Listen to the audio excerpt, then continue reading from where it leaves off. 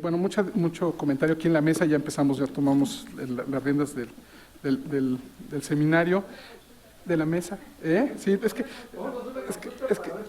lo nuestro es eso de las consultas, como podrán ver. Entonces, pero sí, bueno, el tema lo tienen ustedes muy claro, el seminario del hartazgo antisistema, la construcción de una nueva gobernabilidad, y las diferentes mesas de este seminario tienen ese objetivo de ir explorando cómo se va a dar una nueva gobernabilidad en un contexto en el que, curiosamente, todos habíamos pensado que habíamos dejado atrás el presidencialismo fuerte y que ya estábamos en un sistema presidencial más o menos atenuado, que si el Congreso era el contrapeso, que si la Corte servía de contrapeso, que si los propios gobernadores servían de contrapeso, y las mismas organizaciones de la sociedad civil servíamos de contrapeso, y resulta que el 1 de julio se nos cambia un poco todo este escenario y resulta que regresamos a un presidente muy fuerte, con la mayoría en el Congreso, Cámara de Diputados, Cámara de Senadores, y pues prácticamente con sus aliados, hasta quizás sin mucha complicación para reformas a la Constitución, porque además tiene las legislaturas de los estados. Entonces regresamos como un sistema que pensamos que ya se había acabado, y bueno, habrá que ver cómo se empiezan a configurar todas estas figuras, sobre todo entendiendo una variable también, que es que antes el presidente tenía muchas atribuciones, y buena parte de esas atribuciones que tenía el presidente se las habíamos ido dejando en diferentes organismos. El ahora INAI, antes IFAI, ahora el IN, antes IFE, pero muchos, porque ahorita menciono esos dos que son los que me vinieron más rápidamente a la cabeza, pero ¿cuántos de esos organismos que tenemos, que antes eran atribuciones del Ejecutivo y de toda la administración pública? Entonces, habrá que ver cómo se van a dar estos nuevos contrapesos, o bien cómo va a estar todo esto. Concretamente, la mesa que nos toca a nosotros es revisar un poco el tema, es la mesa 3, nos toca el tema de las entidades, sus congresos y la CONAGO, y dice el análisis del reparto de entidades por partido político y los gobernadores que como resultado de la elección de julio tienen gobiernos divididos en su estado, hay una nota para la reflexión, pero sobre todo yo le agregaría a esta imagen de cómo está presentado esto de los estados, obviamente los 32 representantes del gobierno federal que va a haber en las 32 entidades, que me parece que eso es el que se va a volver el gran factor de discusión y de reflexión en las diferentes entidades. A mí me parece, en algunos casos me parece que es bastante obvio que ellos serán luego los candidatos del partido oficial para contender por las gubernaturas. En algunos otros simplemente quizás es una cosa de centralizar la oficina, y para que en lugar de que vengan todos al centro a pedirnos cosas, pues canalícense con la oficina correspondiente, y entonces quizás en ese sentido, en un ámbito medio de descentralización, que aquí José María Serna Garza es el experto en esos temas, ya nos dirá si eso suena o no suena. Habrá que ver cómo viene el tema, ¿no? Pero sí creo que también esto nos lleva también a repensar un poco el tema del federalismo, cómo vamos a entender el federalismo, si eso transgrede o no transgrede un esquema de federal. A mí me parece que siempre ha habido estos representantes de las diferentes dependencias del gobierno en las entidades, entonces en ese sentido me parece que es un poco lo mismo. Aquí el tema es que efectivamente va a concentrar mucho poder y que de alguna forma pues va a competir abiertamente con el gobernador en turno. Entonces, ya los encabezados, las columnas, los editoriales en los diferentes periódicos hablan de los 32 mis reyes, de las diferentes variantes que se les podrán ocurrir. Y en ese sentido, bueno, es parte del contexto que quería yo presentarles para tener un punto de partida para esta discusión. Y bueno, ya después de haber sometido a consulta de la mesa el orden de las intervenciones, pues tenemos que van a participar María Amparo Casar. Ella es catedrática del Departamento de Estudios Políticos del Centro de Investigación y Docencia Económica, presidenta ejecutiva de Mexicanos contra la Corrupción y la Impunidad, especializa en temas de política mexicana y política comparada, ha centrado su investigación en el estudio del Congreso, el sistema presidencial, las relaciones ejecutivo-legislativas, partidos y elecciones y corrupción, transparencia y rendición de cuentas. Estudió sociología, es doctora en ciencias políticas y sociales por la University of Cambridge en el King's College. En segundo lugar va a hablar Luis Eduardo Medina Torres. Él es profesor e investigador de tiempo completo en la Universidad Autónoma Metropolitana, en el plantel de Iztapalapa, y profesor con licencia en la Universidad Autónoma de la Ciudad de México. presidenta del Consejo Directivo de la Sociedad Mexicana de Estudios Electorales, AC, SOME, para el periodo 2016-2018, miembro de la International Political Science Association y de la Sociedad Mexicana de Estudios Electorales. Estudió Ciencia Política, es doctor de Estudios Sociales con especialidad en la línea de Procesos Políticos por la Universidad Autónoma Metropolitana. En tercer lugar, Rosa María Mirón Lince, profesora del Centro de Estudios Políticos y coordinadora del programa de posgrado de la Facultad de Ciencias Políticas y Sociales de la UNAM, presidenta de la Asociación Mexicana de Estudios Parlamentarios AC 2006-2018 e integrante de diferentes sociedades y asociaciones en México y América Latina. Entre sus temas de estudio e interés se encuentran procesos electorales, partidos políticos, poder legislativo, participación política de las mujeres y violencia política de género. Estudió Sociología, doctora en Ciencia Política por la Facultad de Ciencias Políticas y Sociales de la UNAM. Finalmente, para cerrar la mesa, José María Serna de la Garza, investigador en este instituto y profesor de la Facultad de Derecho de la UNAM. Preside la sección mexicana del Instituto Iberoamericano de Derecho Constitucional desde abril de 2002, miembro de la Academia Mexicana de Ciencias desde 2004, licenciado y doctor en Derecho por la UNAM, también es doctor en Gobierno por la Universidad de Essex. Y bueno, sin más, les daría la palabra en el orden acordado. María Amparo, gracias. Muchas gracias, Imer, y muchas gracias al Instituto, en particular a María Marván, por haberme invitado a este seminario. Como contamos con poco tiempo, me arranco sin más preámbulo y me da realmente mucho gusto estar con colegas con los que he participado en otras mesas. Yo voy a tratar de contestar las 3 preguntas que nos hacían en el programa y desde luego la de Imer en el sentido de qué pasa con estos coordinadores estatales, superdelegados o como quiera cada quien denominarlos, ¿sí? Primero, pues sí, expresar o explayarme un poquito sobre el cambio del mapa de distribución política de este país a raíz de las elecciones de 2018, porque aunque estaba cantada, digamos, el triunfo de Andrés Manuel López Obrador, creo que es difícil que hubiésemos sabido, digamos, la contundencia del triunfo a nivel tanto federal como estatal. O sea, el tsunami que le han llamado, el tsunami que han llamado de Morena, pues ha sido más comentado en su aspecto federal por el 53% y porque su coalición va a tener mayoría en las 2 cámaras, pero ha sido menos comentado por la parte local, que es lo que nos convoca ahora, ¿sí? Prácticamente, yo diría, tendrá carta blanca en el terreno federal y pues cerca de carta blanca, a pesar de tener muchos gobernadores, digamos, no de su partido, va a tener carta blanca y voy a tratar de explicar por qué. A nivel federal, lo sabemos todos, los grandes perdedores son el PRI y el PRD, antes de todavía más que el PAN. ¿Qué es lo que ocurre allí? Es que si no ganó Morena más gubernaturas es porque no hubo competencia en más gubernaturas, fueron 9 nada más. Antes del 2018, pues el PRI tenía el 41% de la Cámara Alta y el PRD tenía 12, ahora tienen 9 y 4 respectivamente. Bueno, pues el cambio no puede ser más brutal, ¿sí? E incluso si solo consideráramos y si se les hubiera ocurrido, como tantas voces del propio PRI, del propio PAN, decía, vamos a rebajar las de representación proporcional o incluso desaparecer e ir a un esquema de mayoría simple para cada asiento en el Congreso, pues el PRI tendría exactamente 7 diputados, eso es lo que logró conquistar, 7 distritos de mayoría. O sea, el cambio hubiera sido todavía mucho más radical. Pero el gran cambio a nivel de la República está en los congresos locales, insisto, no tanto en las gubernaturas, sino en los congresos locales.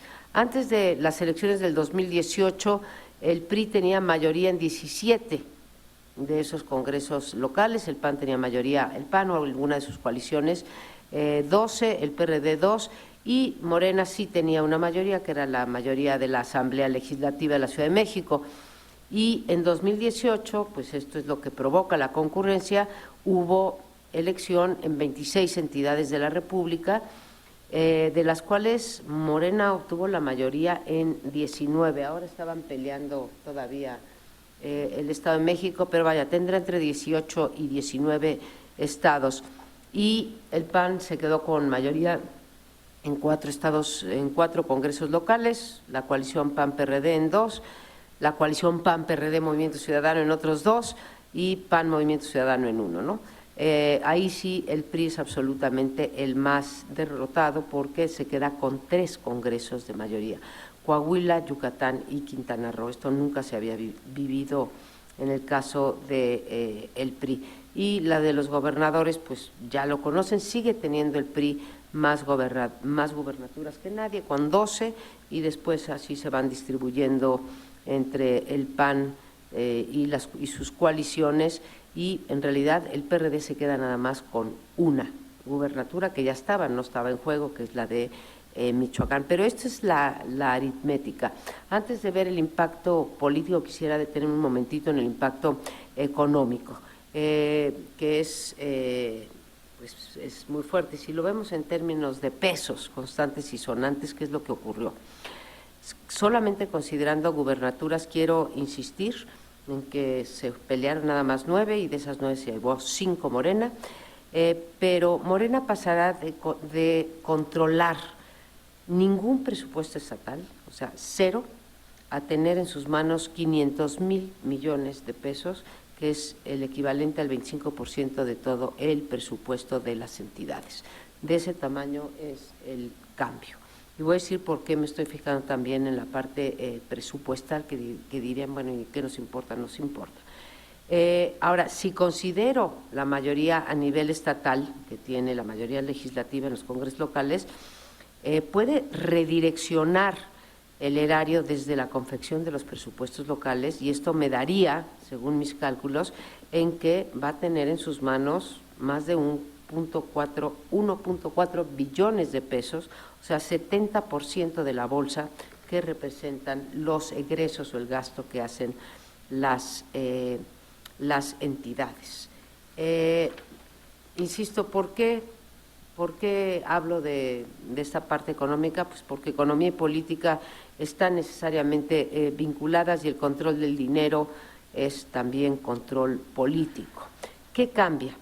Al tener control sobre el presupuesto federal completito, ¿sí?, del gobierno federal, pues lo tiene Morena, y más lo tiene si pensamos que tiene la mayoría en ambas cámaras, la mayoría que se requiere para pasar la ley de ingresos y el presupuesto de egresos. Tiene entonces el control sobre el presupuesto federal en su vertiente, digamos, estatal, ¿sí?, que serían las aportaciones y el ramo 23, pero también lo tiene, no menciono participaciones porque esas asumo que son de los estados y nada más se las estás regresando, y en su vertiente estatal, ¿sí?, o sea, de los ingresos locales. Y bueno, pues al tener control sobre esta bolsa presupuestal tan grande, se asegura el control de cada uno de los gobiernos. Y al tener el control sobre los congresos locales, se controlan también otras cosas, que es la parte política, se controlan todos los nombramientos. Eso que decíamos de que si en los tribunales superiores de justicia de los estados, los institutos de transparencia, las auditorías superiores estatales, etcétera, pues estarán en manos también de la mayoría de Morena en los 19 estados en los que va a tener mayoría en sus próximas legislaturas. Ahora, no hay por qué pensar que esto pues va a cambiar en algo lo que hoy día ocurre. Hoy en día son los gobernadores los que tienen cooptados a estos órganos de autonomía o estas ramas de gobierno. Pues ahora estará controlado por los congresos locales que están en manos de Morena. Pero no hay nada que me indique que se va a dar un proceso de descolonización, ¿sí?, o de despartidización de los nombramientos que son tan importantes en términos de contrapesos, y que es a lo que nos convocó María en este seminario, ¿sí? Los gobernadores de oposición, que van a ser la mayoría, tendrían contrapeso, van a tener contrapesos, pero no van a poder ser ellos un contrapeso. ¿Por qué? Porque no tienen con qué. No lo son ahorita, no lo van a hacer en el futuro. ¿Y por qué? Pues porque se han caracterizado por eso que se llama la pereza fiscal que tienen. O sea, no tienen ninguna autonomía en términos de ingresos propios.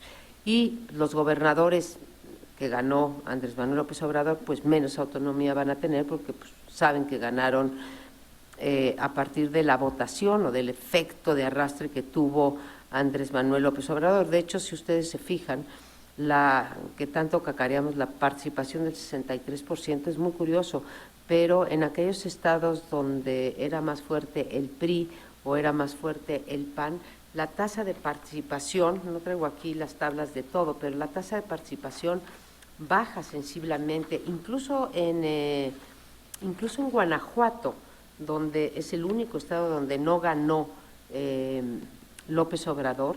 En Guanajuato la tasa de participación fue solamente el 51.8%, ¿sí? Esto significa que en buena medida pues no hicieron, los panistas y los priistas no salieron a votar ahí donde también en el caso de Nuevo León fue 10 puntos por debajo de la media nacional, que otro estado, Sonora, también tuvo nada más 51%. Yo creo que esto no es un dato menor. Entonces, si no van a tener esta autonomía los gobernadores, ¿sí?, creo que aún sin cambios formales como los superdelegados o coordinadores de los que vamos a hablar en un momento, los coordinadores estatales, los gobernadores pues francamente están fritos, ¿sí? No hay federalismo sin control de las finanzas, que es lo que le ha pasado a México desde hace mucho tiempo, y no hay control de las finanzas si no tienen finanzas, si no tienen dinero, si son débiles fiscalmente. Entonces, la vieja máxima de que no hay autonomía posible sin independencia económica, cosa que opera para cualquier tipo de institución, desde la institución familiar hasta, o sea, matrimonio, la igualdad del matrimonio viene cuando la mujer entra al mercado de trabajo y no tienes que estirar la mano para que te den el gasto, ¿no? Entonces, no hay autonomía si no hay independencia. Y no hay independencia para los gobernadores, ni la habrá próximamente. Paso con eso porque si no se me va a acabar el tiempo. Al punto 3 lo voy a invertir, que es el de los coordinadores estatales, ¿sí? ¿Qué pasa? Creo que existen tres preocupaciones con los coordinadores estatales, ¿sí?, y los gobernadores, ¿no? La primera preocupación es el temor de que los coordinadores estatales concentren mucho poder y recursos, de tal forma que compitan con las atribuciones de los gobernadores. La segunda preocupación es el de las coordinaciones estatales, que lejos de tener un perfil técnico que permita, digamos, implementar los programas federales, se conviertan o ya se convirtieron, si se ratifica a los coordinadores, en escaparates políticos para ir posicionando futuros candidatos afines a Morena. Y tres, la falta de información sobre cómo se va a hacer esto de los coordinadores estatales, qué implican los recortes, si es cierto que esto va a llevar necesariamente una reducción del gasto de las secretarías. De verdad que yo no sé cómo va a ser, porque muchas de las propuestas de Andrés Manuel López Obrador son enunciadas, pero no están elaboradas. Entonces no podemos ni hacer una crítica, ni una alabanza, ni tratar de ver las consecuencias, ¿sí? Bueno, la designación de coordinadores estatales afines del gobierno no rompe con ninguna, bueno, visto de otra manera, me voy a contradecir, rompe con una larga tradición que era desde Fox, cuando hubo la primera alternancia, que en realidad los delegados eran nombrados o bien por los gobernadores, que le pedían al secretario de Gobernación a quien querían, o bien en una negociación entre el gobernador. Los coordinadores estatales en buena medida servían, y si ustedes ven los cambios en coordinadores estatales, ocurrían muchísimo, o de delegados o coordinadores estatales, ocurrían muchísimo cuando las elecciones intermedias, ¿no? Entonces salía toda una bancada del PAN y muchos de esa bancada del PAN, ¿sí?, pues no tenía chamba. Entonces donde les daban chamba eran en las delegaciones, y lo mismo ocurría con el PRI. Bueno, esto, ¿sí?, parece que va a cambiar porque no está dispuesto López Obrador a negociar con los gobernadores en turno quién va a ser. Y lo que es más, ya nos dijo quiénes van a ser los coordinadores. Ahí sí veo un cambio central en la forma de hacer política. No me da tiempo de entrar, digamos, a los tres casos de rechazo que se vieron en la CONAGO, pero me cuesta trabajo pensar en que este cambio a coordinadores sea el contrapeso a los gobernadores que queríamos. Sí queríamos que los gobernadores tuvieran contrapesos, pero esto no va a ser el contrapeso a los gobernadores, esto va a ser la subordinación, en todo caso, de los gobernadores al presidente. Entonces, como fórmula de contrapeso, que insisto es lo que nos convoca hoy aquí, no veo en los gobernadores un contrapeso ni político ni económico a la federación. Vamos en ese sentido a mayor concentración y a mayor centralización del poder. Supongo que ya se me acabó, ¿verdad? ¿No? Bueno, entonces digo, si revisamos, sacaron, se los recomiendo, sacaron un estudio con los perfiles de los 32, ahora Olga Sánchez Cordero habla de 64 coordinadores estatales, y pues 19 de los 33 perfiles que yo revisé, de los 32, 15 de ellos compitieron por un puesto de elección popular, ¿sí? Y la gran mayoría ya tenían una relación, no son cualquier morenista, ya tenían una relación vieja con Andrés Manuel López Obrador, 22 de ellos cuando menos tenían una relación antigua con López Obrador. Y cierro con esto y me guardo lo de la CONAGO, ¿sí? Si tengo chance después. Creo que el problema de los recortes, que es como los están vendiendo, lo de los coordinadores, tiene mucho de falacia. Me metí a la cuenta pública y el total de gasto en coordinadores estatales o delegados es ni más ni menos que de 12,000 millones de pesos, ¿sí? Que es, digamos, el presupuesto del INE, ¿no? Más o menos, 12,000 millones de pesos. Ahora, lo más sorprendente es que casi la mitad, 42%, 5,400 millones, se va al puro gasto burocrático, o sea, a pagar salarios, compensaciones garantizadas, asignaciones adicionales al sueldo, vacaciones, etcétera, ¿sí? Y aquí no estoy contando las coordinaciones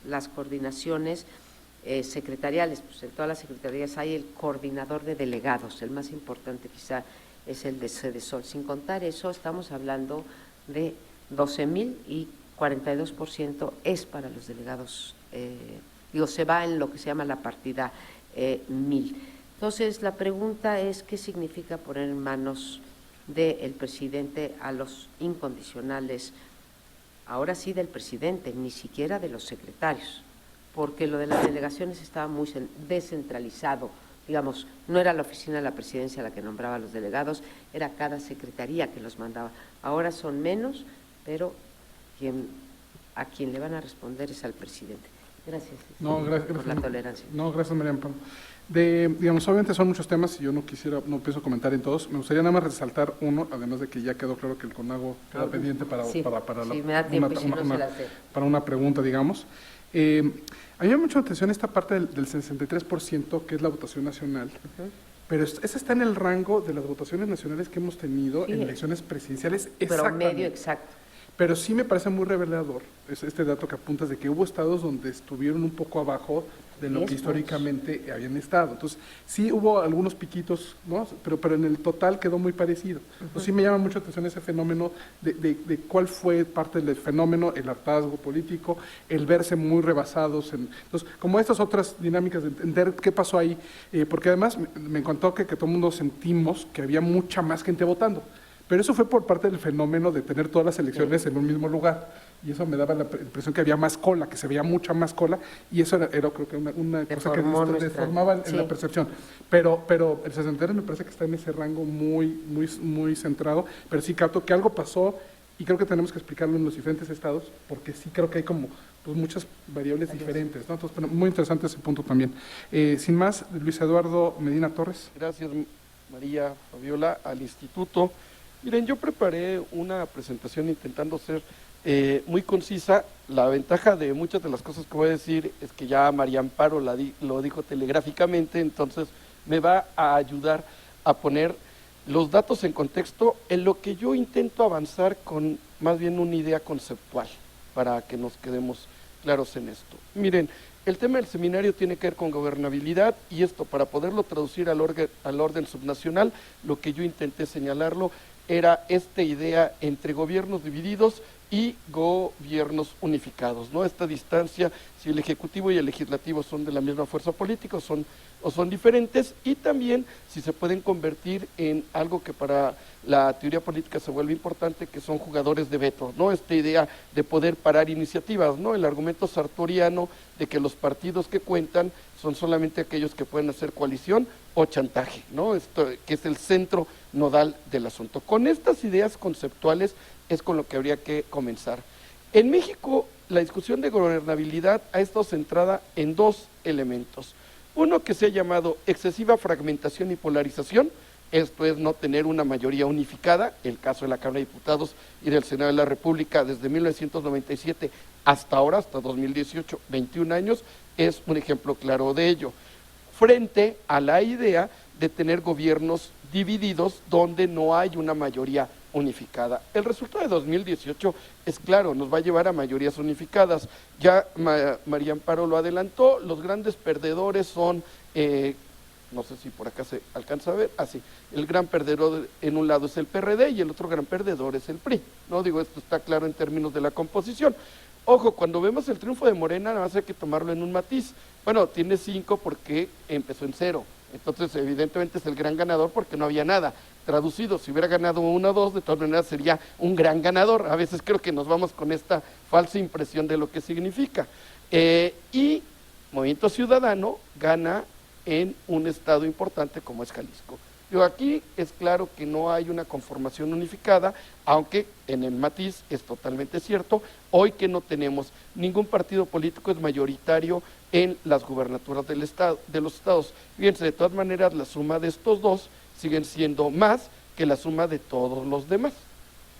¿Se acuerdan del viejo argumento del PRIAN? ¿No? Para un poco que quedara claro dónde estaría la diferencia. Bueno, avancemos a la otra lámina que tenemos, que son quienes ganaron. Aquí están los nombres de los candidatos ganadores. Esto en general ya está fallado.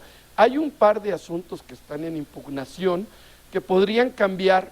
Digo, el caso más claro es el de Puebla con Marta Erika Alonso, aunque de una vez lo adelanto por otras cosas que trabajo. En Puebla en todo caso se anularía la elección. Va a estar muy complicado que cambien el resultado. La verdad es que si algo pasara sería la nulidad de la elección más que cambiarlo. El otro caso claramente impugnado es el de Veracruz, donde también si sucediera algo sería más fácil que se anulara la elección a que esta cambiara, ¿no? Lo señalo porque esto puede cambiar. El dato importante está acá abajo, y aquí sí hay una correlación que habría que explicar. En los estados donde ganó las gubernaturas Morena, que son estos 5 que están aquí, son también donde controla los congresos locales. Diríamos, en estos casos va a haber una mayoría unificada alrededor de Morena. De hecho, en el caso de la Ciudad de México todavía está en impugnación el final de la integración del Congreso o del futuro Congreso de la Ciudad de México. Ya está en la Sala Regional Ciudad de México y seguramente va a acabar en la Sala Superior del Tribunal Electoral para saber si al final Morena, que es lo que pide, queda sobre representada y tiene más de la mitad de los 66 diputadas, o se queda como hoy está en 32, ¿no? Que es donde se encuentra esta circunstancia.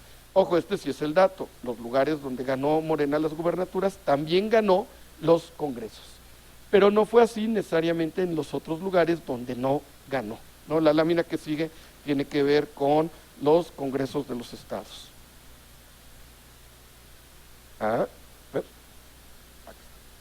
Estos son la integración en 2018, en la ponencia está en la parte histórica de 2016 a 2018, esto solamente lo pongo a partir de este momento y cómo se fueron moviendo en cada caso concreto. Estos fueron quienes ganaron en la elección de esta ocasión, aquí es mediante una coalición, y estas son cómo queda la integración de los congresos locales hasta este momento.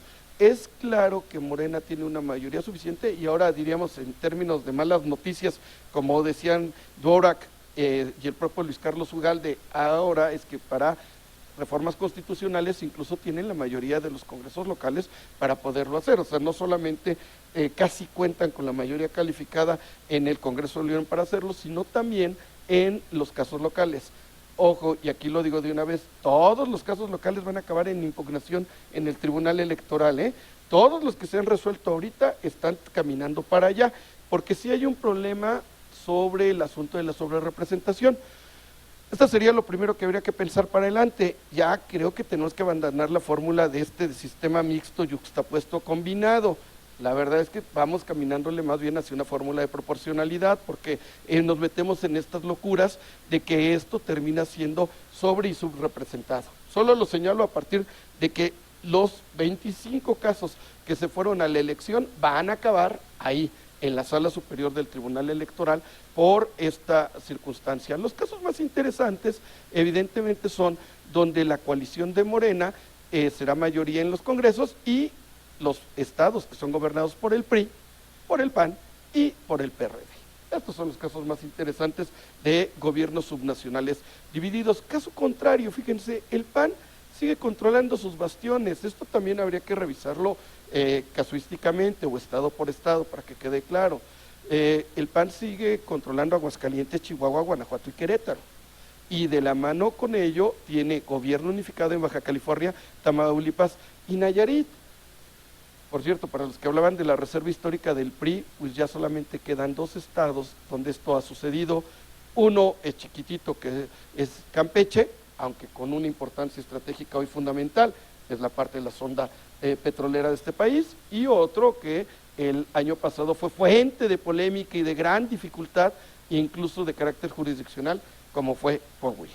No, bueno, ahí es donde nos encontramos con todo esto. ¿Qué podemos desprender de todos los números, incluso de los comentarios de alguna de la mesa de la mañana y de la ponente que me precedió? A ver, es claro, me parece a mí, que hay alternancia, eso está consolidado en el país, creo que es imposible en negarlo, y que su origen tiene que ver en la competencia electoral, es aquello que se llamó la transición votada. Digo, al final del día, efectivamente, esta fue nuestra ruta para llegar al final. Sin embargo, esto no ha generado gobernabilidad.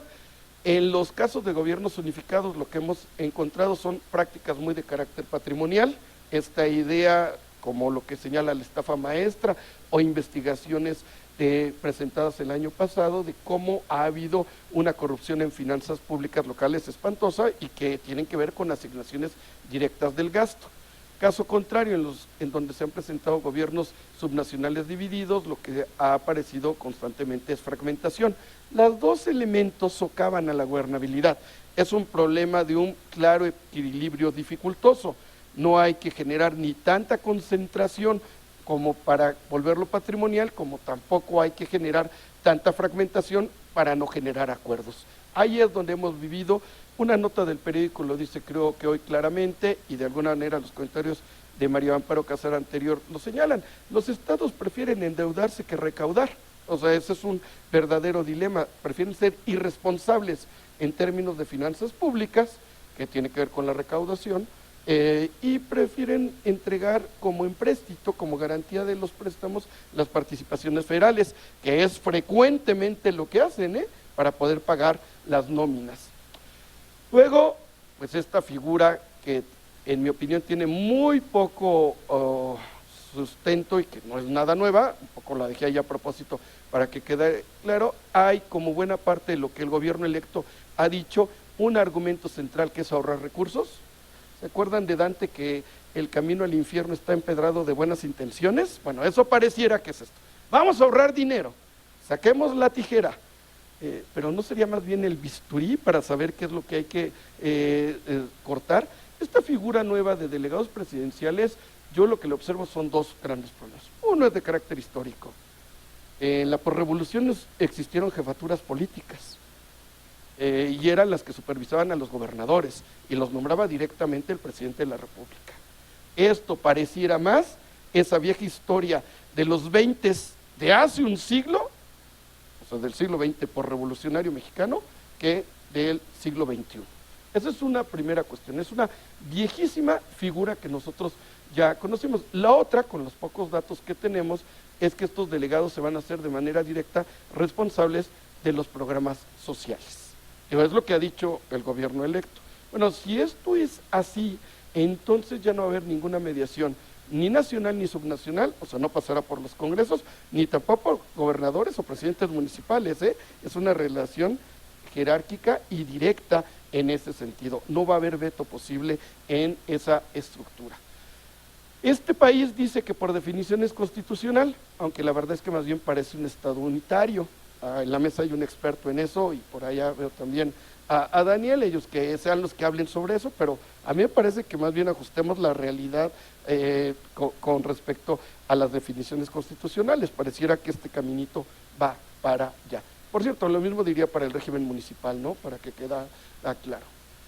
Bueno, una reflexión sencilla, rápida sobre la CONAGO. A ver, la CONAGO pudo haberse convertido en un jugador de veto en toda esta historia. Sin embargo, en el momento de su fortaleza, que fue en el sexenio de 2000 a 2006, cuando pudieron haber negociado la Convención Nacional Hacendaria, las participaciones federales y el tema del excedente petrolero, lo que hicieron fue más bien un ajuste en términos de presupuesto. O sea, ¿cuánto me toca más a partir del precio del barril del petróleo? Eso lo que ha significado es que ahora la CONAGO trata temas muy generales en sus plenarias. Yo me dediqué a ver los últimos años lo que habían hecho, que eran estos económicos, seguridad pública, hacendarios, no es nada diferente a lo que hoy tenemos en general en la agenda nacional. En la más reciente sesión de la CONAGO se aprobó esta ley. Miren, yo soy de Aguascalientes y me parece muy bien que hayan aprobado una ley vitivinícola. En Aguascalientes se hacía vino hace muchos años, hoy eso ya no existe más que en reservas muy pequeñitas y privadas, pero yo no estoy seguro que este sea el rol de la CONAGO, se los digo con honestidad. Y como una última pregunta que habría que formalizarla, yo creo que primero habría que discutir cuál es el propósito, más allá de lo que dice la norma y una restricción constitucional, que no se pueden asociar gobiernos locales, pero más allá de eso habría que preguntarse ¿para qué? Y esto sería como la reflexión final. El voto de los mexicanos definió un gobierno unificado. Ahora habría que preguntarle tal vez a la sociedad mexicana ¿para qué lo hizo? No por qué. Creo que las razones del hartazgo están más o menos claras. El tema problemático es ¿para qué lo hizo? Y en eso tengo la impresión que todavía no tenemos ninguna respuesta plausible. Gracias.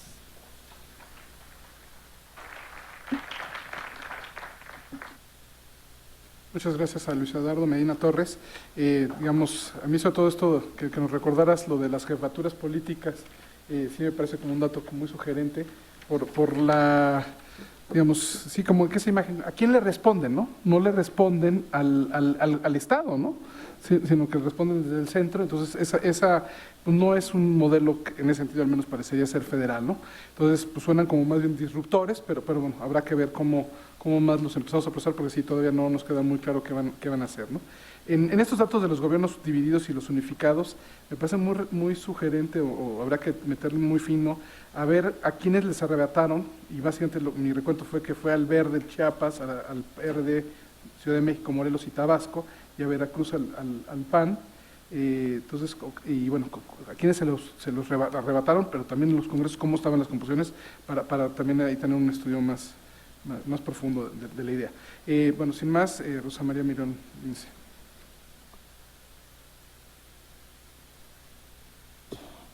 En primer lugar, quiero agradecer la invitación a María y a Fabiola y felicitarlas por la realización de este seminario. Creo que resulta muy oportuno, muy pertinente, de gran valía en estos momentos en los que creo que todos estamos intentando explicarnos qué es lo que pasa. La parte buena es que tenemos mucho material para trabajar. Quienes nos dedicamos a estos temas y a la academia, bueno, pues tenemos mucho por delante.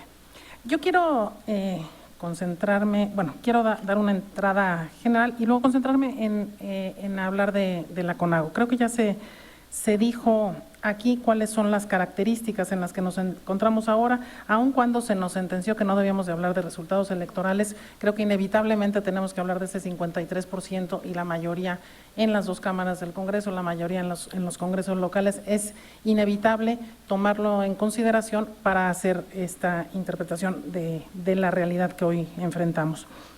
Además de eso, tenemos un 65%, según datos de una encuesta del 15 de agosto del Universal, 65% de aprobación respecto a las acciones anunciadas en el periodo de transición. O sea, todavía no es gobierno y ya tiene una aceptación muy, muy alta. Y no solamente eso, la población también dijo que considera, en la misma proporción, un 65% de los encuestados que consideran que sí podrá lograrse todo lo previsto.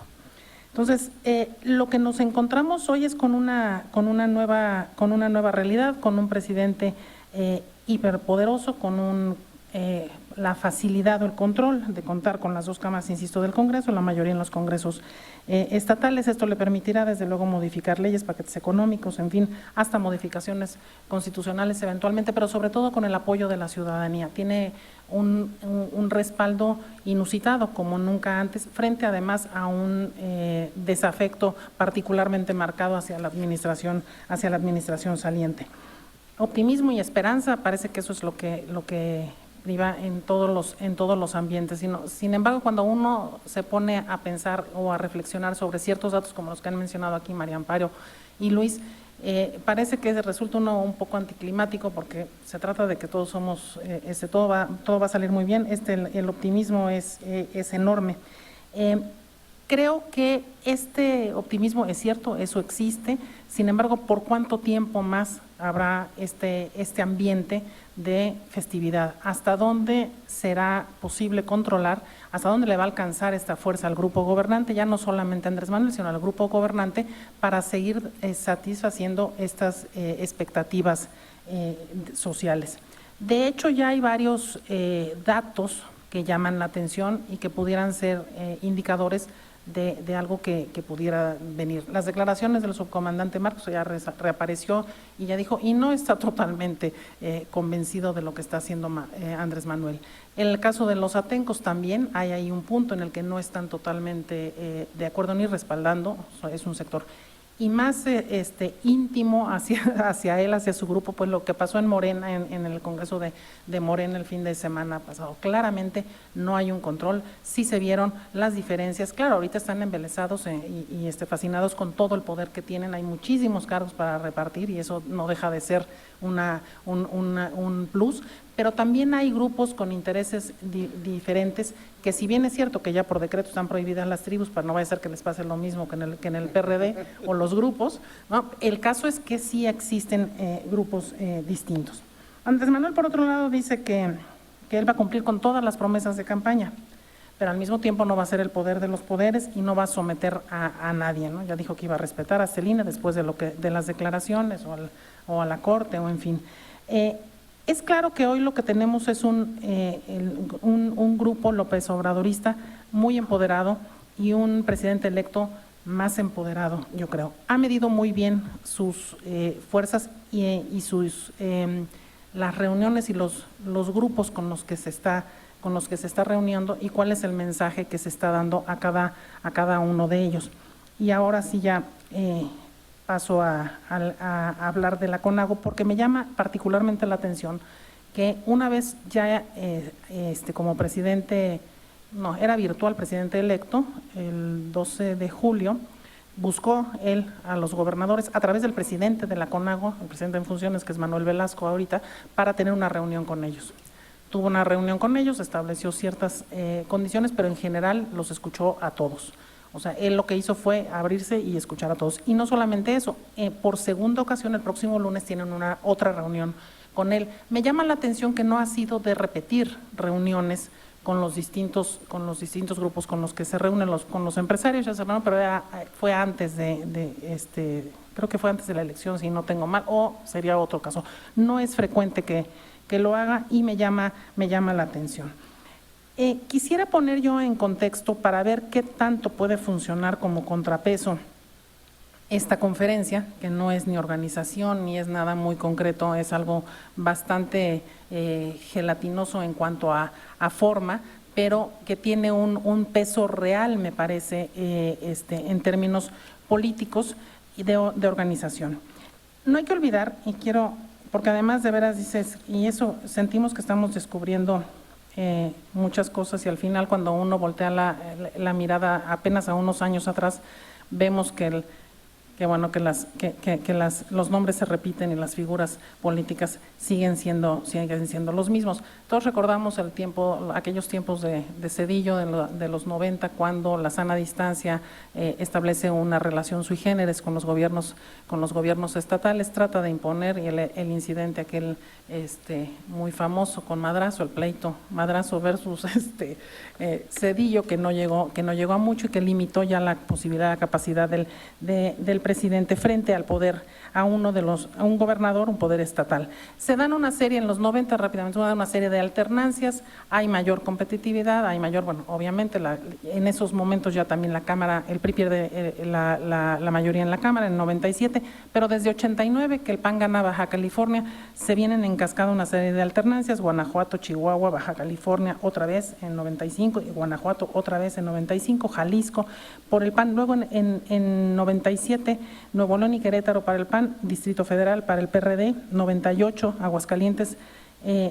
perdió Chihuahua el PAN, pero gana el PRD Zacatecas y Tlaxcala, Baja California Sur en 99 y Nayarit para el PAN PRD, Baja California Sur para el PRD en 99. Esta pluralidad partidista es el ambiente a nivel estatal que se encuentra cuando nos enfrentamos o vivimos la alternancia en la presidencia. Llega Fox con una diversidad más por pertenencia partidista en los gobernadores. ¿Y a dónde voy? ¿Cómo se forma la CONAGO y cuándo se forma la CONAGO? La CONAGO en 2001, agosto de 2001, apenas unos meses después de haber tomado posesión Fox como presidente, se lanza una convocatoria para conformar la CONAGO.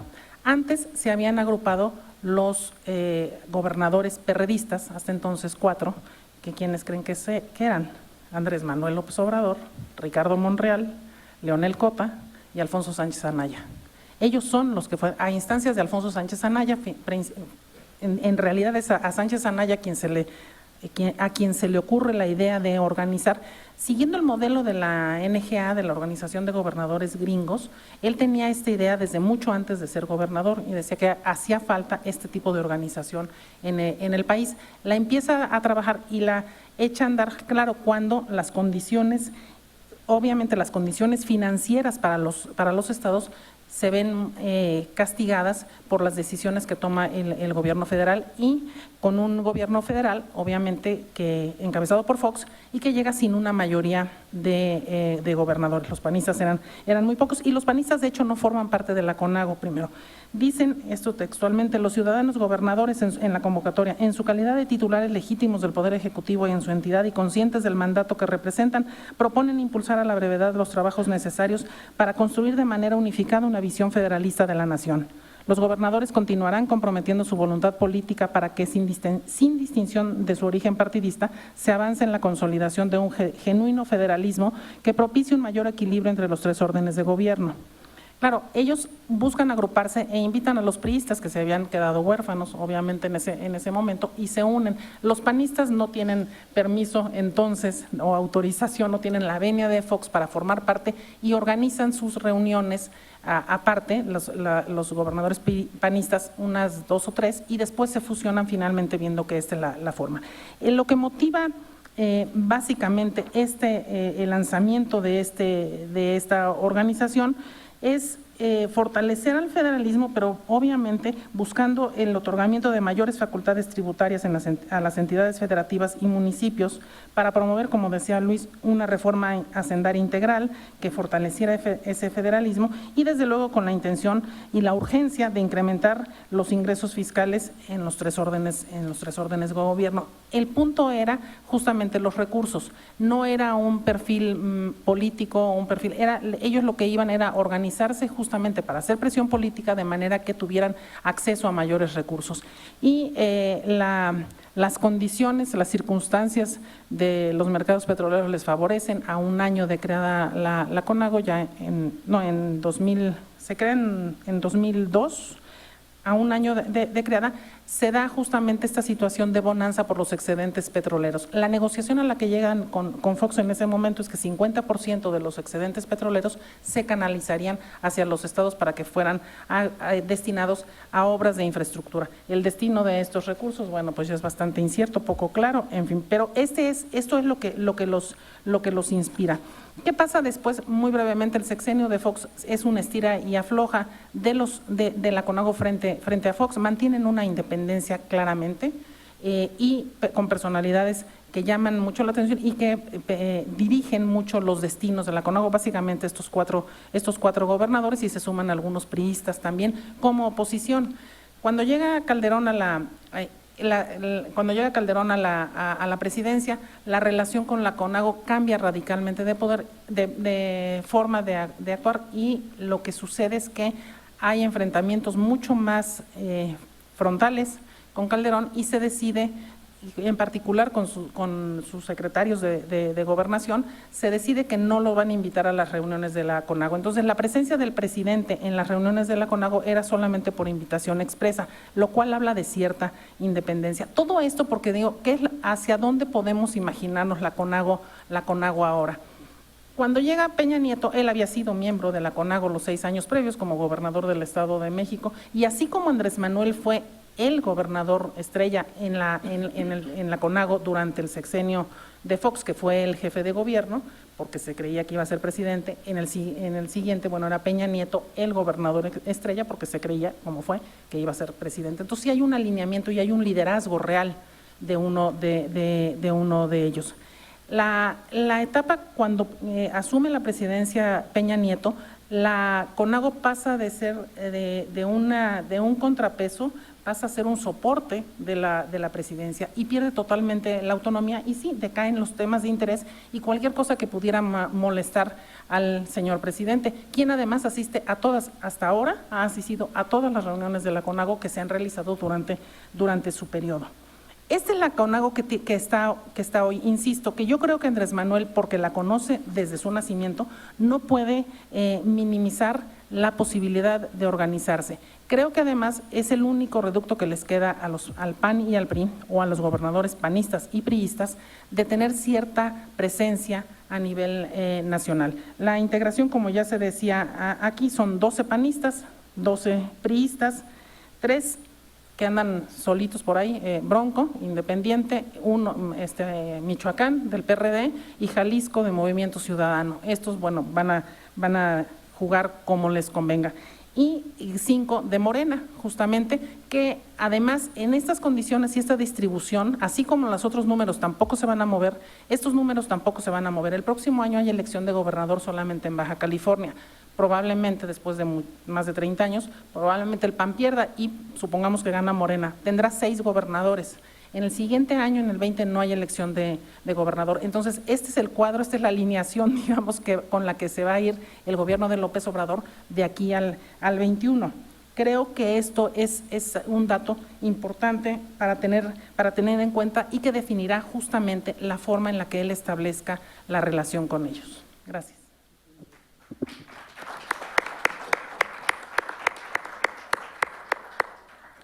Bueno, pues en este mar de victoria y de el tsunami, todo lo que arrasó, parece que dices, oye, pues sí, parecería que en la CONAGO al menos ahí cabe un contrapeso, si los gobernadores se pueden organizar en torno, pues, a un número bastante amplio de gobernaturas que no están en manos de Moreno o de López Obrador, con la nota de que habrá que ver cómo quedaron, como bien decía Mario Amparo, también los congresos locales, y a ver cómo empieza a haber quizás lógicas internas, ¿no? Pero eso me parece como una nota muy sugerente de que por ahí puede haber quizás una luz de algún tipo de contrapeso. Sobre todo si se les está frenando el flujo de recursos, o controlando el flujo de recursos, que a final de cuentas esa es la forma como los han podido controlar, pues, ¿no?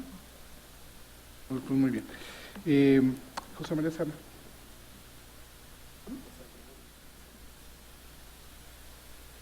Buenas tardes. Gracias, María, gracias, Fabiola, por la invitación que me han hecho para participar en este evento. Saludo, por supuesto, a las y los colegas amigos de la mesa. Yo quisiera desarrollar 3 reflexiones en mi exposición. Una de ellas sobre la CONAGO, la posibilidad, la conveniencia de su constitucionalización. Otra línea de reflexión sobre la desconcentración de secretarías de Estado hacia las entidades federativas, como se ha anunciado, y otra tercera reflexión sobre las delegaciones o las superdelegaciones, las coordinaciones, las 32 que se han anunciado también. El primer tema, la CONAGO, pues ya se ha mencionado aquí, la CONAGO tiene sus antecedentes en la ANAGO, que se creó en 1999 con gobernadores del PRD. Yo diría que desde la ANAGO y después también la CONAGO, esta entidad nace con una vocación de contrapeso, muy enfocada a la cuestión fiscal, ¿no? La ANAGO lo que hizo fue tratar de negociar más recursos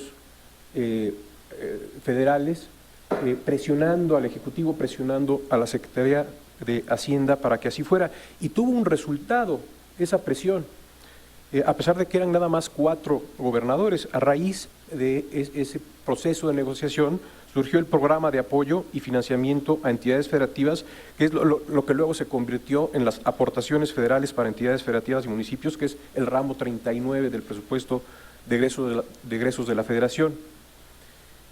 Esa fue la ANAGO. Después se empezó a conformar lo que se llamaría la CONAGO, primero con la llamada Declaración de Mazatlán, que data de 2001, que es una declaración muy interesante porque se enfoca no nada más al tema de pedir más recursos, más aportaciones de parte de la Federación, sino que propone una reforma hacendaria.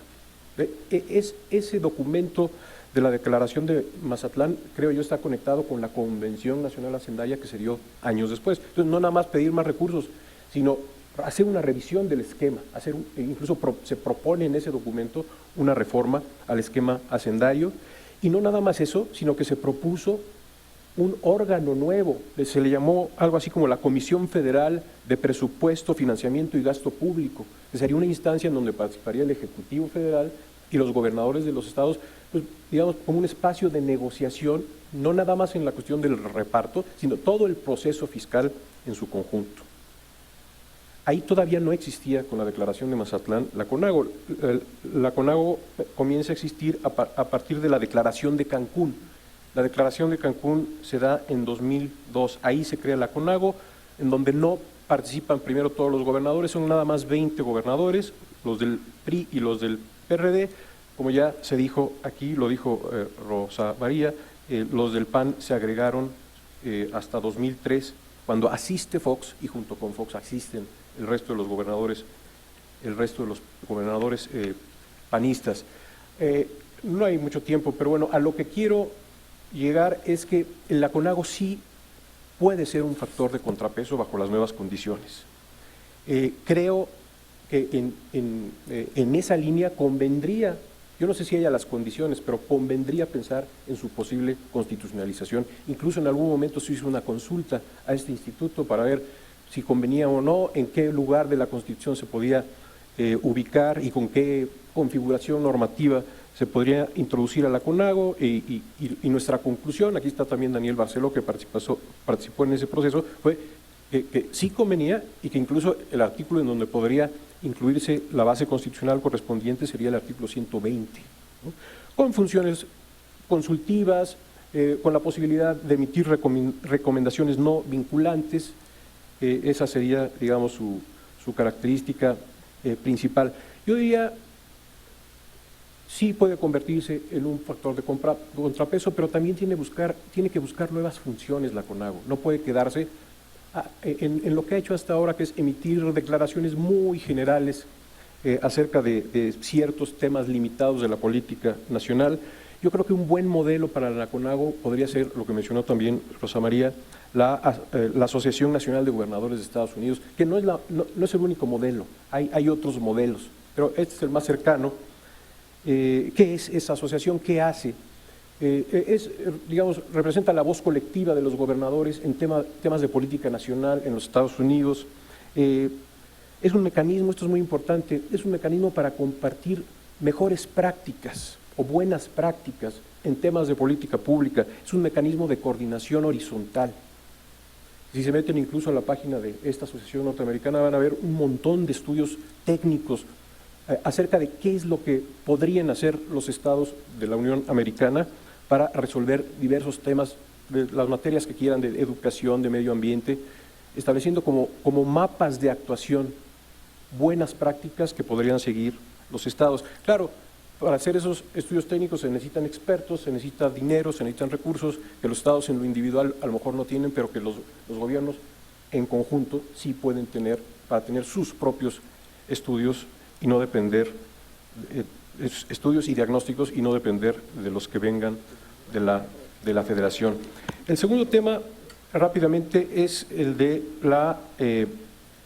yo me resisto a llamarle descentralización de las secretarías de Estado, es desconcentración territorial de las secretarías de Estado, como se ha propuesto. Hay incluso una lista de a dónde se va a ir cada una de las secretarías: Energía a Villahermosa, Conagua a Veracruz, Desarrollo Social a Oaxaca, CEP a Puebla, Cultura se iría a Tlaxcala, etcétera, etcétera. Cuando yo escuché esta noticia, me acordé, y seguramente muchos se acordaron, el profesor Medina seguramente también, del proceso de desconcentración del INEGI, ¿no?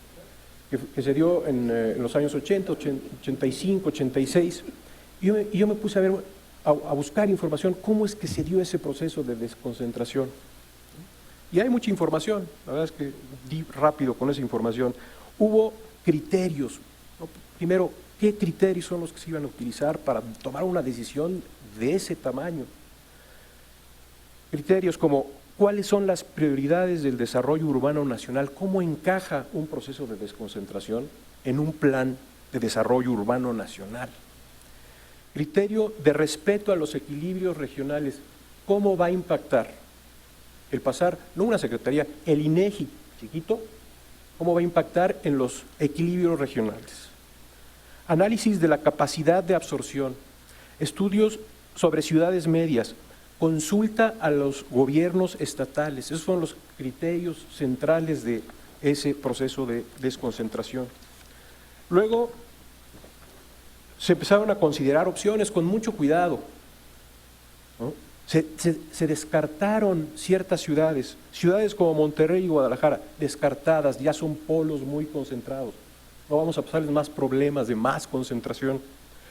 Ciudades alrededor del DF, se dijo, pues no, Toluca, Cuernavaca, Pachuca, Puebla, no, porque hay una tendencia en la conurbación. Ya vamos a abonar a hacer una mancha enorme urbana desde Puebla, Cuernavaca, Pachuca, Puebla hasta la Ciudad de México. No creemos más problemas de los que ya tenemos. Frontera sur y norte, se dijo, tampoco ciudades de las fronteras, porque tiene que estar relativamente cerca de las oficinas federales, porque tienen que estar en contacto, a veces personal, con las autoridades en la sede de la Ciudad de México. Entonces se descartaron, por elevados costos de la lejanía del centro, ciudades como que se ubican en Chiapas, que se ubican en Chihuahua, en la frontera. Variables, se buscaron variables que guiaran el proceso, indicadores demográficos, infraestructura urbana y de servicios, mantos acuíferos, no para dentro de un año que haya suficiente agua, dentro de un año, 2 años, que haya para dentro de 100 años, comunicaciones, educación y salud, indicadores económicos. No me quiero extender, fácilmente se encuentra la información en internet. Se hizo consulta a los gobiernos estatales, a las distintas autoridades estatales y municipales de las distintas opciones que existían. Se hicieron encuestas al personal del INEGI, se hicieron estudios acerca del perfil de los trabajadores del INEGI, las características de las familias del INEGI, cuántos hijos tienen, en qué nivel de escolaridad. Y después de todo eso, se dijo Aguascalientes, es la opción racional, ¿no? Aquí mi punto es, sería bueno conocer los criterios que se emplearon. Habrá algunos, no creo que se avienten así nada más a decir, va para allá, ¿no? Tendrá que haber seguro criterios y diagnósticos. Sería bueno que hicieran públicos esos criterios y esos diagnósticos y esos estudios, pues para saber qué impacto va a tener a nivel regional, estatal, municipal y nacional. 5 minutos. Y por último, el tema de las delegaciones. A ver, no dudo que haya gran corrupción, no dudo que haya exceso de personal, no dudo que haya salarios, nóminas elevadísimas. Eso no lo dudo, quizás no en todos los casos, en muchos sí, es el panorama normal de la administración pública en México, ¿no? Eso sin duda, en algunos casos más y en algunos casos menos. Pero, a ver, cuando yo escuché esta noticia también yo me puse a pensar, a ver, ¿y qué hacen las delegaciones, ¿no? ¿Qué justifica que existan las delegaciones? La justificación yo creo que se encuentra en general, la justificación en el artículo 17 bis de la Ley Orgánica de la Administración Pública Federal. ¿Cuál es la función de las delegaciones? Es prestar servicios o realizar trámites en cumplimiento de los programas a su cargo. Esa es como la justificación. Hay servicios y trámites vinculados con los programas federales. Servicios y trámites que tienen un alto grado, en muchos casos, o un buen grado, vamos a ponerlo así, de especialización. No es cualquier tipo de servicio ni cualquier tipo de trámite así genérico, no. Se pone uno a ver, y es lo que me puse yo a ver, qué tipo de servicios y trámites hacen las delegaciones, y uno dice, bueno, pues no es tan fácil, no es tan fácil. Las facultades de las delegaciones están en los reglamentos interiores de las secretarías. Reglamento interior de la Secretaría de Comunicaciones y Transportes, por poner algún ejemplo. Es facultad ahí se llaman centros SCT, las delegaciones se llaman. Tienen, por ejemplo, la función de apoyar en forma oportuna tareas de supervisión, verificación y notificación que requieran llevar a cabo unidades administrativas de la Secretaría en las entidades federativas, lo estoy resumiendo, para preservar de todo daño las vías ferroviarias y de toda invasión del derecho de vía, notificando para ello a la unidad correspondiente. ¿Quién puede verificar si hay daño o no hay daño a las vías ferroviarias? Vigilar el cumplimiento de las obligaciones y condiciones que se establezcan en los permisos, autorizaciones y reconocimientos en materia de autotransporte federal y servicios auxiliares. Es una listota, ¿no? ¿Quién puede hacer ese trabajo técnico? Secretaría de Relaciones Exteriores. ¿Qué hacen las delegaciones? Corresponde a las delegaciones expedir pasaportes ordinarios y legalizar las firmas de los documentos públicos que deban producir efectos en el extranjero, conceder permisos y otorgar constancias respecto de la adquisición de bienes inmuebles fuera de la zona restringida, coadyuvar a la recepción de solicitudes de extranjeros que deseen obtener la nacionalidad mexicana, tramitar previo dictamen de su procedencia los exhortos y cartas rogatorias que reciban, etcétera, etcétera. Bueno, ya se me va a acabar el tiempo, pero desarrollo rural, pesca y alimentación. Uno dice, bueno, algo tienes que saber del desarrollo agropecuario, ¿no? Y del medio ambiente y recursos naturales, pues algo tienes que saber para poder estar en condiciones de elaborar diagnósticos relativos a la problemática local o regional en las materias competentes de la Secretaría, o para otorgar permisos, licencias, autorizaciones y sus respectivas modificaciones, suspensiones, cancelaciones, revocaciones, de conformidad con lo previsto en las disposiciones jurídicas aplicables en temas de supervisión de la propia Secretaría. Y lo mismo Educación Pública, y lo mismo Hacienda, y lo mismo Procuraduría General de la República, lo mismo Cedesol, y lo mismo todas, ¿no? Aquí el punto, yo no entiendo, ¿se van a desaparecer las que existen? Y se van a crear 32 con 200 y pico de subdelegados, no sé cómo les van a llamar, ¿y quién va a realizar todos esos servicios y todos esos trámites que requieren un buen nivel de especialización? Uno ve, y ya con esto termino, hay 3 opciones. Algún diputado del PRI hace algunos años dijo que desaparezcan las delegaciones, cuestan mucho, hizo un conteo, cuestan tanto, hay que ahorrar, que desaparezcan. La otra es la que estamos escuchando, que se creen 32, pero ahí yo me quedo con la duda, bueno, ¿y quién va hacer todas esas funciones, todos esos trámites especializados. Y hay una tercera por ahí que he visto en algunos artículos periodísticos, que sería, y creo que sería lo pertinente, la verdad, racionalizar, si quieren, rasurar las delegaciones, y racionalizarlas, pues, cortarles personal, que esté el estrictamente necesario, bajar los salarios decorosos, quizás agrupar por sectores. Es un proceso de racionalización. Creo que eso podría convertirse en un contrapeso racional a los propios gobernadores, en lugar de subordinarlos bajo el otro esquema que se está proponiendo, aparte del tema de quién va a realizar todos esos servicios y todos esos trámites. Con eso termino, gracias. Muchas gracias, Chema.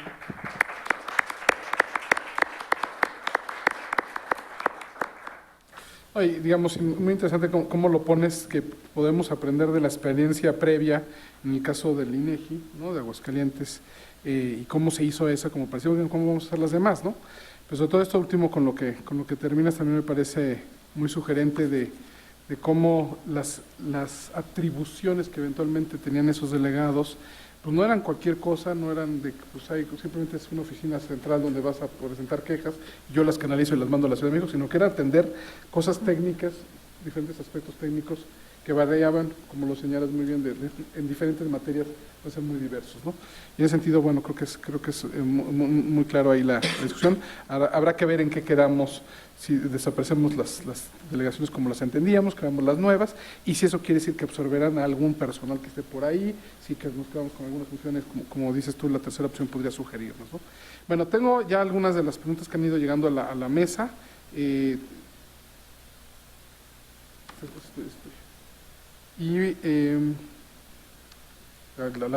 que la doctora Casar nos hable de la CONAGO, ahorita ya sabe ella, entonces ahorita les leería dos que vienen como genéricas, como para que las incorporaran y hacemos una ronda, digamos, y esas dos genéricas dan tiempo a ver si aparecen más o llegan más preguntas, ¿no?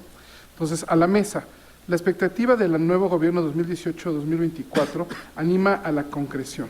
La academia está haciendo grandes análisis sistemáticos, pero parece que la línea de investigación de los riesgos que un país enfrenta cuando se transforma el titular del Ejecutivo en autoritario nos agradece la opinión, ¿no? Otra pregunta. Entre los planes de acción de Andrés Manuel López Obrador está nombrar a los delegados estatales. ¿Qué ventajas y desventajas tendría y o su impacto sobre la CONAGO, considerando que algunos gobernadores no están de acuerdo? Entonces, un poco retomar esa línea concreta.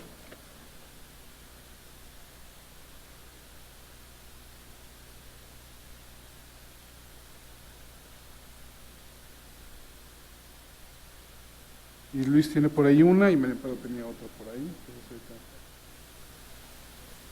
En realidad no tengo mucho que agregar a lo que dijeron mis colegas sobre la CONAGO, ¿no? Salvo que, en efecto, la CONAGO se da en un contexto muy particular, en donde había excedentes petroleros y era la manera de presionar al gobierno, aunque si uno traza la línea,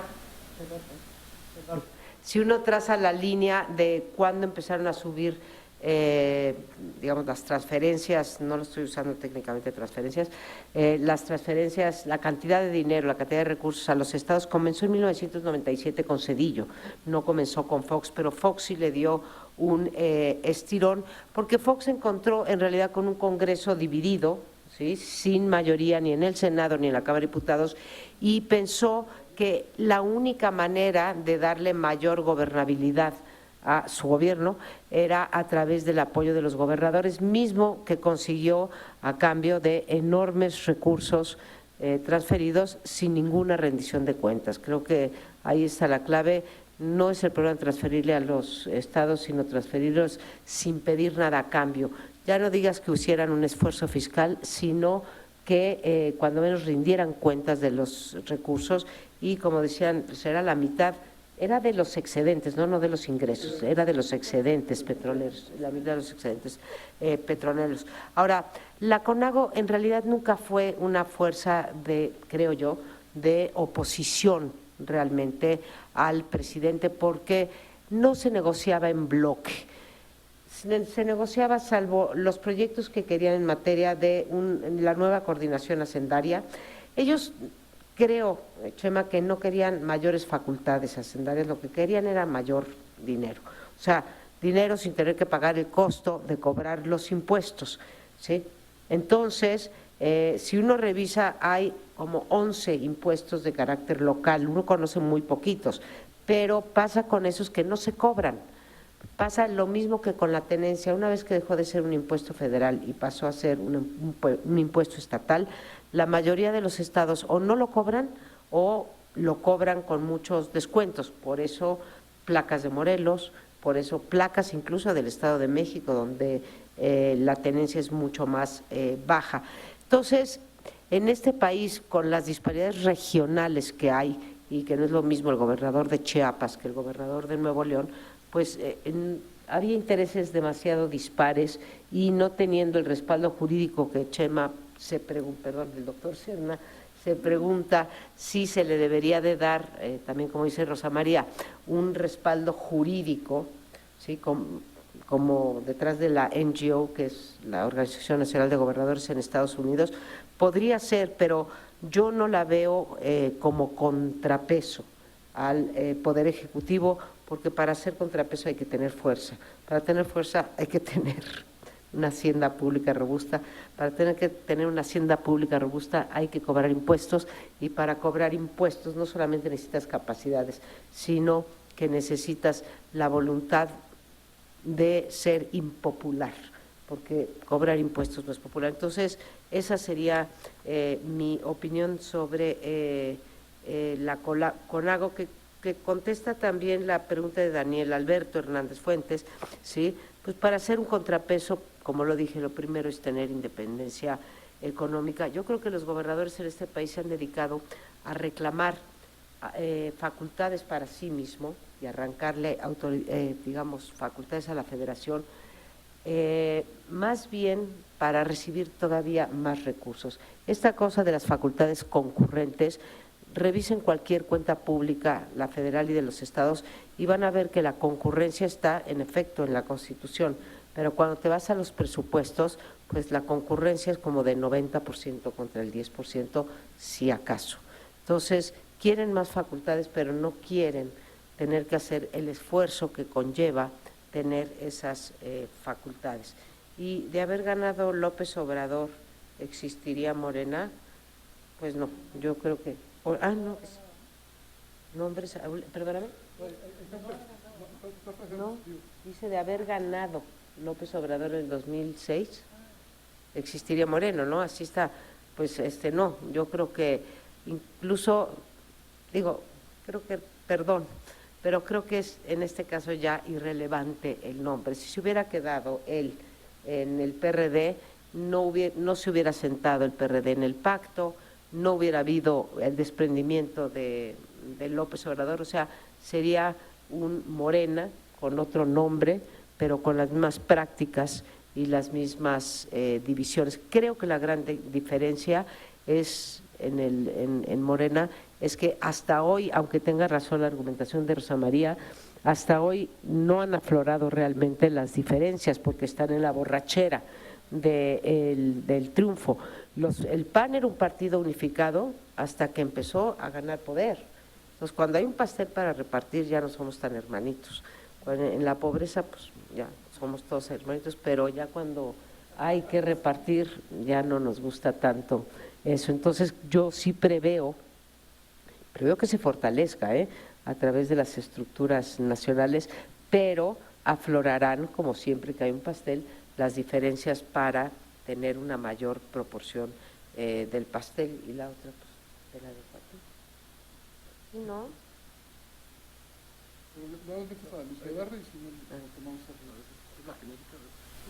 Es la genérica, sí. Pero sí, yo sí entiendo. La expectativa del nuevo gobierno 2018-2024 anima a la concreción. La academia está haciendo grandes análisis sistemáticos, pero parece que la línea de investigación de los riesgos que un país enfrenta cuando se transforma el titular del Ejecutivo en autoritario, ¿no? Entonces, me parece que es como el riesgo, es la preocupación. O sea, que no nos oyen. No. El Es- riesgo de que esta transformación se hacia un modelo autoritario, es lo que yo entiendo que es la pregunta. Ok. No hemos tocado tanto este tema autoritario. Yo creo que justamente el seminario viene a responder un poco a que se Es muy necesita, buena. pero entonces sí, como que está pendiente esa respuesta precisa a ese tema. Ok. Sí, no digo, a ver, hay el riesgo de que se regrese a un gobierno autoritario como el que tuvimos durante 70 años. Hay que ver, ya que ocupe la presidencia de la República quien la va a ocupar, ya que ocupen sus posiciones los actores, los legisladores, los diputados, los senadores, hay que ver cómo empiezan a actuar. Digo, la verdad es que puede haber señales preocupantes, pero hasta que no estén en la silla y que no empiecen a actuar, y hasta que no empiecen a actuar, si acaso los va a haber ciertos contrapesos, no podríamos decir, mira, se está reconformando el sistema autoritario. Ahora, regresando a lo de la CONAGO, yo creo que a los gobernadores del PRI y del PAN, del PRD, no les quedan muchas opciones, no tienen muchos espacios en donde guarecerse, digamos. Entonces, uno de ellos puede ser la CONAGO, en donde tienen además mayoría, que no ha sido contrapeso, bueno, nació con esa vocación, podría potenciarla. Quizás no necesariamente, dadas las condiciones, se necesita reforma constitucional y eso pues, muy difícilmente creo que podría pasar. Quien tiene las supermayorías ahorita en el Congreso y en las legislaturas locales quieran apoyar una iniciativa de ese tipo. Pero, a ver, cambiando un poco el perfil de la CONAGO, ¿qué es lo que ha hecho hasta ahora? Que no sea nada más una instancia para negociar en mejor posición, de una mejor manera el recibir más presupuesto. No, lo que decía yo hace rato, nuevas funciones, más propositiva, políticas públicas que vengan desde los propios gobernadores, políticas públicas entre gobiernos estatales, eso no está prohibido. Digo, es la gran discusión de qué significa la fracción primera del 117 constitucional. No es que no puedan tener relación horizontal los estados, sí pueden tenerlo, sí pueden tener convenios, hay convenios de colaboración entre los estados, muchísimos. Entonces, como que se ha malentendido esa fracción. Entonces, potenciar todo eso, no les quedan muchas opciones a los gobernadores de los otros partidos.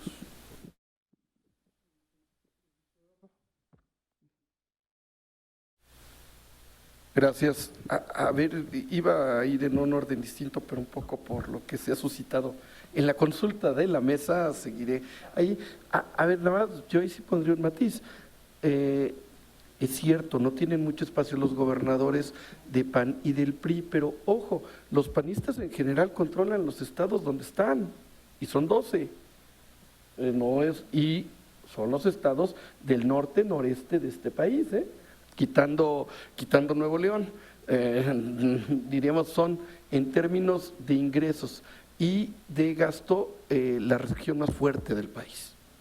El caso de los del PRI me queda claro que es totalmente distinto porque, excepto Coahuila, la realidad es que los demás casos del PRI son mínimos. Entonces, yo pondría un matiz en esto, es regional el asunto y habría que ver hasta dónde, y aquí le voy a robar la frase a María Amparo y la voy a usar 2 veces, hasta dónde quiere ser impopular el gobernador para volverse autónomo. Digo, eso es totalmente cierto, pero que tienen la posibilidad de hacerlo, lo tienen. Que tengan la voluntad política para llevarlo a cabo, ahí sí, quién sabe, ¿no? Eso sí es de dudarse, por lo menos hasta el día de hoy no la han tenido, no sé si la van a tener. Y eso me conecta un poco porque creo que es de usted la pregunta sobre la transformación. A ver, aquí también es el costo de volverse impopular. Günter Grass y el tambor de hojalata, por lo que usted de Alemania, pero yo les platico una mucho más sencilla, del esposo de una amiga, que él en realidad se define a sí mismo como un cercano López Obradorista, ¿no? Él así se define. Y cuando estábamos platicando informalmente por lo de los salarios y este problema que quiere darse mucho realce de los topes y de cuánto va a ganar cada quien, él dijo, está claro que en el Ejecutivo lo puede hacer, en el Legislativo quién sabe, y al ratito va a venir un ministro de la Corte, habría que preguntarle a ver si el Judicial quiere. Pero para la hoja de ruta la tienen clarísima dónde va a ser. Y hablando de los riesgos, por eso, contrariamente a lo que dice el doctor Serra de la Garza, yo se lo vería, va a tener que ver con el movimiento social, no nos engañemos. La presión para el Congreso va a venir de la propia bancada de Morena y la presión para el Poder Judicial va a venir a partir de movilizaciones. Cuando los jueces argumenten que de acuerdo a la Constitución no se pueden modificar los salarios, van a ver que entonces lo que va a venir es la presión social. En realidad ese es el problema del partido Movimiento. Yo no estuve en la mañana, no quiero tomar lo que hayan dicho respecto a Morena, pero solamente diría en términos de Panebianco, el salto mortal de todo partido se llama institucionalización. Yo hace rato hice una rememoración del México por revolucionario. En la revolución, recuerden que se tardaron 12 años en poder institucionalizar algo, del 17 al 29. Entonces, tampoco Morena la tiene tan fácil, porque justo el problema que viene es cómo le vamos a dar el brinco para volver eso que haya sido lo que sea, que ganó una elección, un partido político. El caso más exitoso en el mundo el año pasado, hoy se está desgajando en March en Francia, y no solo el partido, también el presidente. En fin, yo diría, no sé, hay signos que habría que empezar a repasar, diríamos, dentro de poquito, no nos afanemos tanto. El Congreso se instala hoy, dentro de una semana, 29 de agosto, vamos de entrada a ver cómo viene la aplanadora, aunque han dicho que no va a haber aplanadora, pero primer dato que dijeron, quieren controlar la Junta de Coordinación Política a los 3 años. Aquí voy a decir una infidencia, Rosa María y yo hicimos parte, ¿te acuerdas, no?, de ese reglamento de la Cámara del Congreso de la Unión. Bueno, la idea era rotativa. Y acá ya dijeron, lo queremos completo. Sí, bueno, pues parece la gran comisión. A mí la verdad es que sí me parece que es el reloj, ¿no?, del México de los 70s, a pesar de que no querramos. Por eso pero sí con hay riesgos. legitimidad democrática.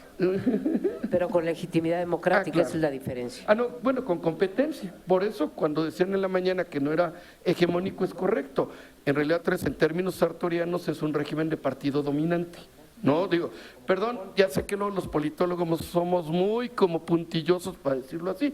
Sí, efectivamente, la diferencia se llama competencia electoral, que si se acuerdan fue con lo que yo empecé diciendo. La competencia ha provocado alternancia, ha generado inestabilidad y muy poca gobernabilidad. Y yo diría, y lo que falta también en esto es mucha gobernanza, en realidad.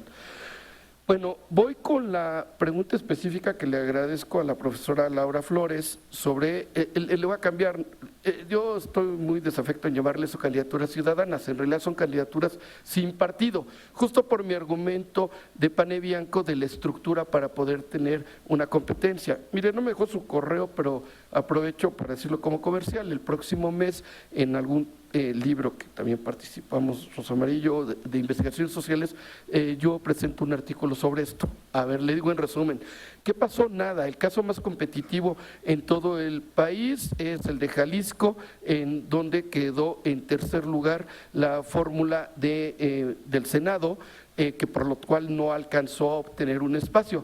Ojo, si esa fórmula del Senado fuera por representación proporcional, habría sido la que ganaría el último escaño de RP. Por cierto, no nada más que como otra vez estamos en la obcecación de las mayorías, pues el caso de Jalisco no van a tener, que era como Pedro Kumamoto, el único caso. Los demás, los de Nuevo León, auspiciados en buena medida por el Bronco, y un caso notorio de un lugar chiquitito como es Tlaxcala. ¿Saben que en Tlaxcala hubo 2 candidatos al Senado sin partido, una mujer y un hombre? Hombre, vean dónde es Tlaxcala, que es pequeñito, pequeñito, es más chico que Aguascalientes, es como Colima, en realidad en términos de población, y sin embargo alcanzó para registrar 2 candidaturas. No alcanzan, me da la impresión, y aquí solo digo telegráficamente lo que escribí, porque hay que entenderlas que son para lugares pequeños, para espacios electorales reducidos. Ojo, lo que estoy diciendo de lo federal y de estos casos amplios, habrá que tenerlo con cuidado. No se ha terminado de fallar los casos municipales. Por lo menos hay 5 casos municipales donde es posible que termine ganando uno independiente. Les pongo el más notorio, importante y nada pequeñito, Ciudad Juárez, donde ya gobernaba uno sin partido, está a punto de obtener la reelección por un recuento de casillas.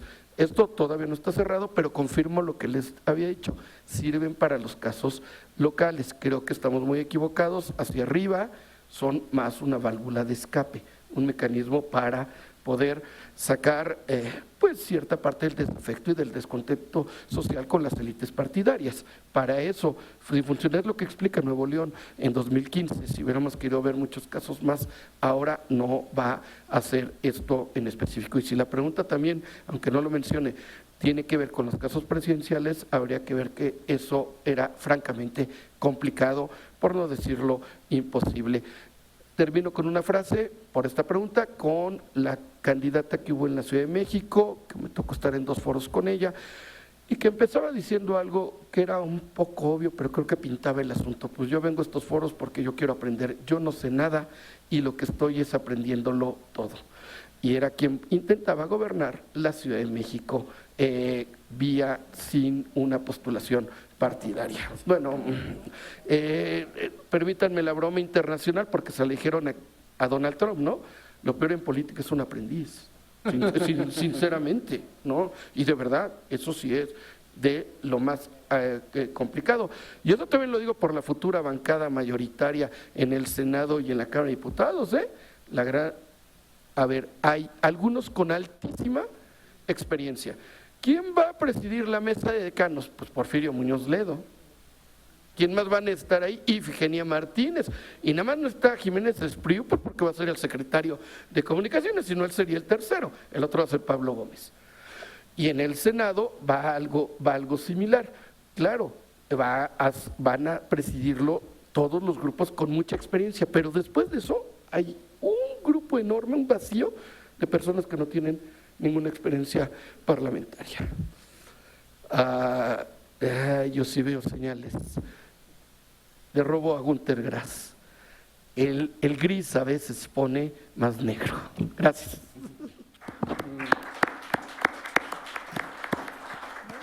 Sí, adelante. Bien, para volver con la pregunta esta de los delegados frente a los gobernadores, yo sigo pensando que es una oportunidad, la única que tienen de liderazgo político, los gobernadores, sobre los gobernadores de oposición ahora, y dado que van a estar muy mermados económicamente, creo que el foro que les ofrece la CONAGO justamente les permite tener mayor visibilidad. No son pocos, insisto, porque son PAN, PRI, PRD, más Movimiento Ciudadano en Jalisco, más el Bronco. Entonces, son 27 gobernadores, 26 si nos vamos al año que entra, suponiendo que se pierda, que Morena gane Baja California. Es un grupo importante. Yo siento que si fueran ellos cercanos al grupo dominante en su partido y si sobreviven los partidos que tradicionalmente conocemos, PAN, PRI, PRD por lo menos, pues sería un buen vínculo y una forma de fusionar y desde las gubernaturas articular a los distintos grupos de estos partidos. No está fácil, el PAN está deshecho, el PRD también, el PRI también, entonces no es una tarea sencilla, pero creo que si no es desde ahí yo no veo ninguna otra posibilidad de reconstrucción. Además, sería una convivencia que conviene a dos, sería ganar, o sea, me parece que ganan los dos. ¿Por qué? Porque por el otro lado los delegados, tal como decía María Amparo, no sabemos bien a bien qué es lo que van a hacer o no, porque son afirmaciones aisladas, ¿no? Entonces, si lo que suponemos es cierto, que van ellos a filtrar todos los recursos, pues claramente van a tener mucho control de los gobernadores. Me parece que aquí los gobernadores a lo que le podrían apostar, y creo que esto sería positivo para todos, es a la transparencia y a la rendición de cuentas. O sea, sí, ¿qué es esto? O sea, transparentar absolutamente todo, y en eso sería algo, claro, con las manos atadas porque no van a tener recursos, pero de alguna manera, otra vez, hay un plus político y hay una ganancia que pudieran ellos, y además, bueno, con el dedo criticar y tachar de a dónde se van y si no se cumplen los objetivos, en fin, ¿no? Serían desde una posición más cómoda en este sentido. Habrá que ver cuál es la relación que establecen con López Obrador, y bueno, me suena por lo menos irónico que sea la CONAGO justamente ese órgano que él formó, que él fue fundador, el que se le salga del huacal ahora sea el único que no venga, que no baile al mismo ritmo que todos los demás y que sea un contrapeso. Me parece sanísimo, o sea, creo que es muy sano. No les apuesto mucho a que los gobernadores jueguen este papel, pero teóricamente me parece que sería positivo. Y por último, yo terminaría, y no es por presumir, ni por sentirme más, pero bueno, en respecto a la teorización y conceptualización de la Cuarta Transformación, pues mi facultad, porque yo soy de la Facultad de Ciencias Políticas y Sociales, tiene un egresado estrella que ya nos dio, que se llama Andrés Manuel López Obrador, que ya nos dio la línea para investigar, conceptualizar y teorizar sobre todo aquello que tenga que ver con la Cuarta Transformación. De cualquier manera, yo creo que sí, ya fuera de broma, yo creo que sí hay todo un tema para argumentar. Se acabó el nacionalismo revolucionario, el liberalismo social de Salinas ya, y nos perdimos. O sea, ¿cuál es el marco? ¿En dónde cabe esto? Volvemos a ese modelo. El populismo no nos alcanza para hacer una interpretación, un análisis a fondo. Entonces, pues le digo, si quieren venirse del lado de los elegidos, en ciencias políticas podemos compartir. Gracias. Llegó una última pregunta a la mesa, entonces no sé si alguien la quiera contestar, pero sí ya estamos casi sobre la hora, entonces sería ya muy telegráficamente. De manera natural y necesaria es la ciudadanía la que tiene que actuar como contrapeso ante Andrés Manuel López Obrador, sobre todo para que no pase la misma descomposición del PRD al ser gobierno en la Ciudad de México y del PAN en el gobierno federal. No sé si alguien quiera hablar ese tema. Telegráficamente, yo creo que además del Congreso, que creo que no va a ser un contrapeso, la Suprema Corte de Justicia sin duda y los órganos autónomos que serían los contrapesos institucionales, hay otros tres que son pues, el poder del dinero, ¿sí?, los mercados internacionales y las organizaciones de la sociedad civil. Quién sabe cómo le vaya a cada uno de estos, pero creo honestamente que el contrapeso más grande a Andrés Manuel López Obrador va a ser la realidad con la que va a tener que lidiar. Recibe un país pues en condiciones muy complicadas en términos de corrupción, de violencia, de crecimiento mediocre, etcétera, y esa va a ser su mayor restricción, creo yo. Muchísimas gracias, les pido que me